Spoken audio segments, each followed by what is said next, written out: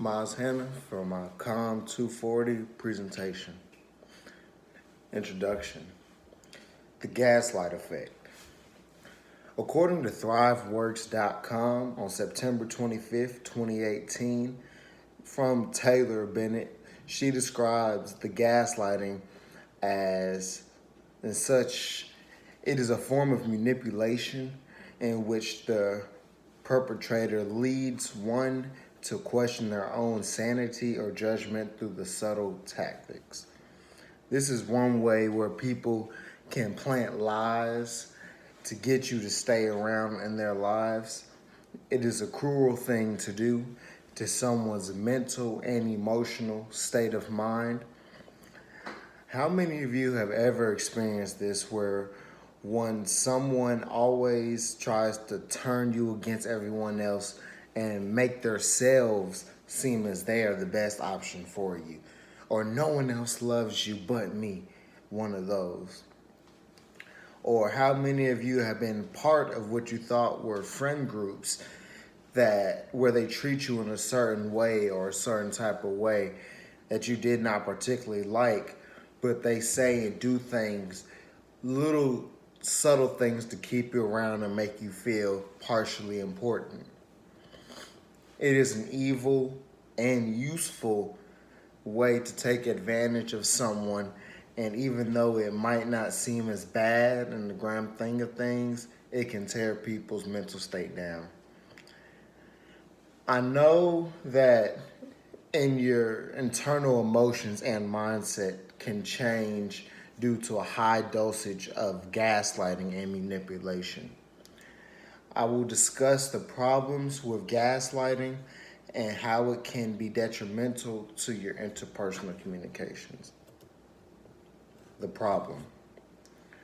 First, before we get into the problem, you must know what the basics of it is, which is the interpersonal communication, which according to skillsyouneed.com in 2004, interpersonal communication can be described as a process in which people exchange information, feelings, and meaning through verbal and nonverbal messages in face-to-face communication. The problem is in gaslighting or IPC, interpersonal communication, is people lie to your face to give off the perception that something is wrong.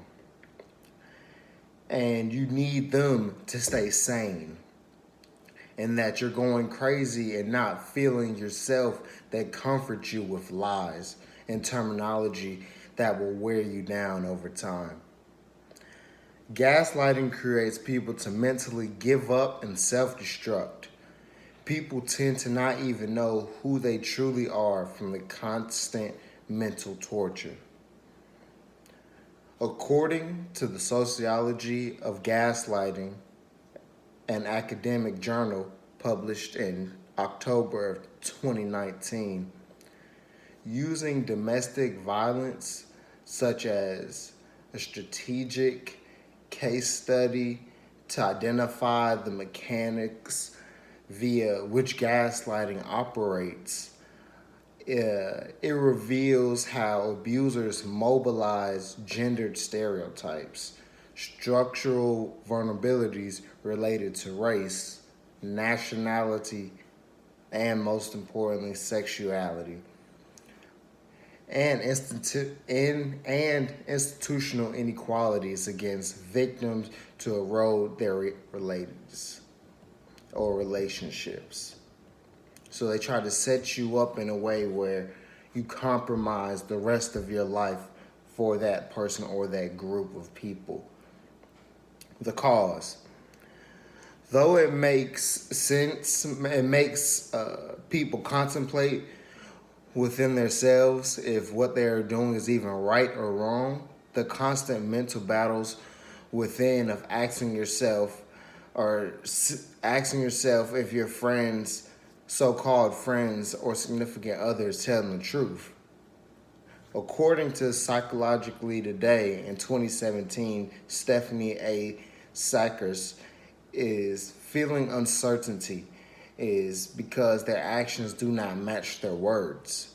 When dealing with a person or entity that gaslights, look at what they are doing rather than what they are saying. What they are saying means nothing. It's just talk. It's just words coming out their mouth.